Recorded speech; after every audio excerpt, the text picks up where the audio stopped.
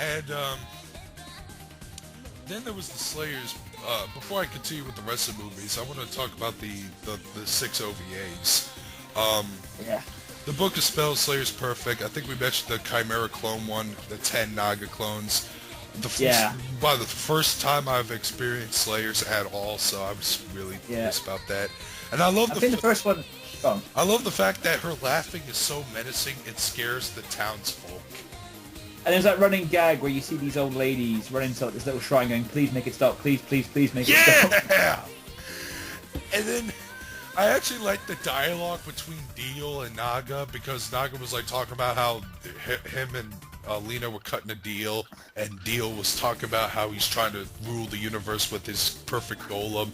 And one of the villagers, you know, this sounds like a YouTube video response argument that goes back and forth. One of those villagers goes, "Do you get the impression that neither of them are listening to what each other's saying?" Yeah. And there's the other one where, like, some old woman hires Lena and Naga to train her son. That was the second one, Jeffrey's knighthood, or Jeffrey's chivalry, where Jeffrey is this skinny, sickly bastard, and her mother is like the ultimate soccer mom, and every time you insult him or beat him up, she will actually show up in an executioner hood and a mallet and start beating people up. Yeah, she's like, oh, I'm just an innocent bystander just traveling by. Yeah. Then there was the bandits in the middle of that scene, where it turns out they were supposed to be a bunch of actors, but they're not. They're real bandits. And that was the one when she was supposed to bodyguard that rich girl. No, not that one. It's on the same episode right. we're talking about. Alright. Well, actually, my favorite parts is when after they start kicking after Lena and Naga start kicking the bandits' ass with explosion rays and freeze arrow this. It's like, oh yeah, well, she's hot, she's sexy, she's about to get naked, and Naga does a sexy pose. All of them turn to look at her with stupid looks on her face. Lena drop kicks him in the head, and as they're knocked out, they have these stupid smiles on their faces. Though.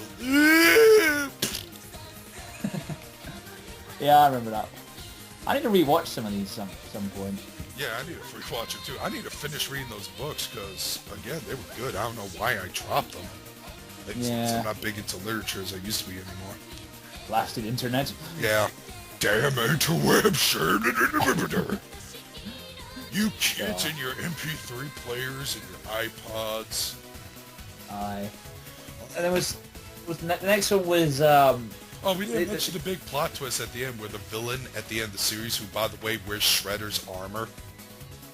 Oh, yeah. Turns out that the villain is the father of Jeffrey. And he's like, oh no, that means she's here too! And he beats the crap out of him. But I actually did like the armor designs of him and his general Galda. They kind of look like Ronin Warriors meets Shredder from Teenage Mutant Ninja Turtles. In fact, that's awesome. Gary actually wore that same type of armor in Slayer's Next when he was possessed by Fabrizzo. Yeah, it's the exact same design. Cool. Now the third OVA, that's the mirror one. Not much can be said about it because, well, okay, apart from what we just explained about the mirrors being this, like, reflection, opposite personality, whatever, and the villain takes it or whatever to use its power to try to take over the world, of course. I did like the fact that the villain has Wolfmen as his henchmen somehow. And but the only two other things I can remember out of that OVA is that they just used two songs from the soundtrack to play in the background as somewhat of a montage. They used two montages in there. Cool. Now for Slayer's Excellent, which is supposed to be like a prequel to where Lena meets Naga. Oh yeah. Kind of anticlimactic, but then again, I should have I should have not expect that. Then there was the second episode with the rich bitch who has Lena's hair, Oh, but she kind of acts like Naga, except more of a bitch, surprisingly enough.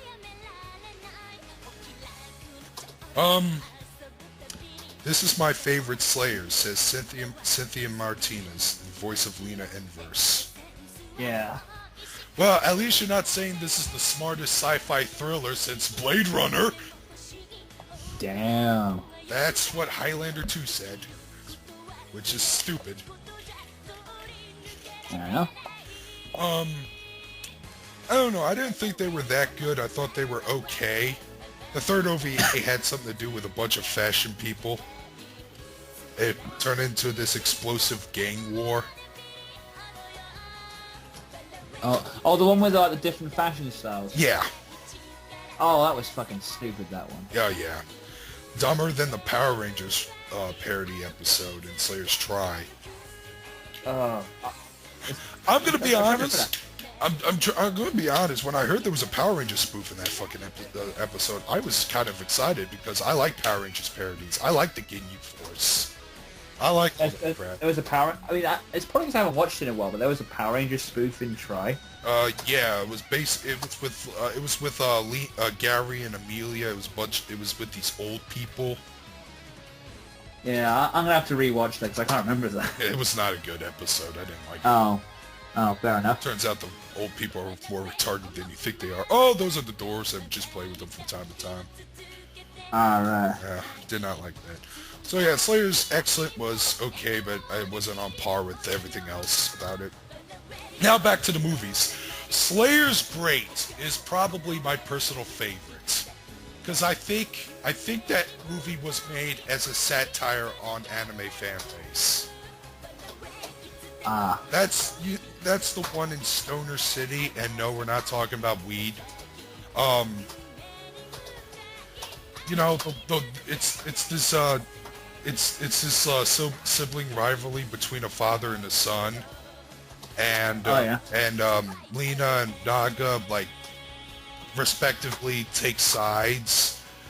But honestly, I can understand Naga taking a side against Lena because I think Lena was being a real bitch at this point.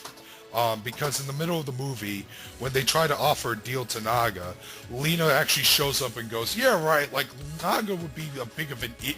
Like, Naga's already an idiot. Why would you take your deal? Naga got really pissed off and actually blew an explosion ray in her face. Yeah. So that was understandable. But my favorite part was the whole golem fight. Oh god, the chibi versus yeah, it was basically, this is why I say it's a satire among anime fan base. They have like two different forms of like a perfect drawn girl, whatever. It's cute versus sexy. Naga being sexy, Lena being cute, even though she wasn't acting it at all. The adorable Lena doll. Oh my God. I love that. I want to see if I could get a plushie or a model figurine of that, because it looks... kind of like also making fun of like chibi art style versus, you know, the full... Because I mean, it's also kind of similar to how people say they prefer either chibi art style or full-on like realistic proportions kind of stuff you find in, sadly, a lot of ecchi stuff. My favorite part, one of my favorite parts is when... by the way, I love how both the father and the son were controlling the golems with like giant robots. Like these games controllers. Yeah, one of them was like using a watch, the other one was like using like a little old 18th century video game controller. God damn. It's like, great goddess, take one step forward. So the giant Naga statue takes one step forward, and her breast bounce, and everyone in the sky looks. And I love what one of the kids say. Mommy, look how they close your eyes, son! Yeah. I've been a running gag with this series about her, isn't it? Yeah, her titties are a running gag, much like Lena's flat chest.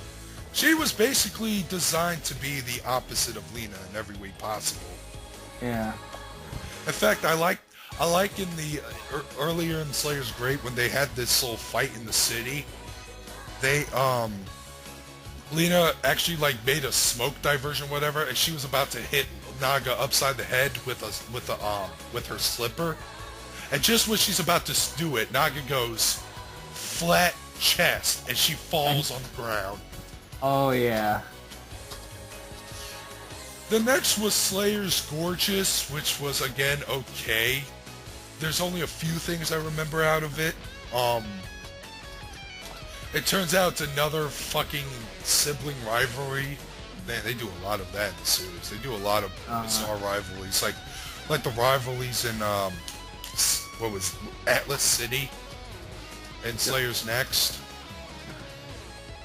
between Terimu and Damia.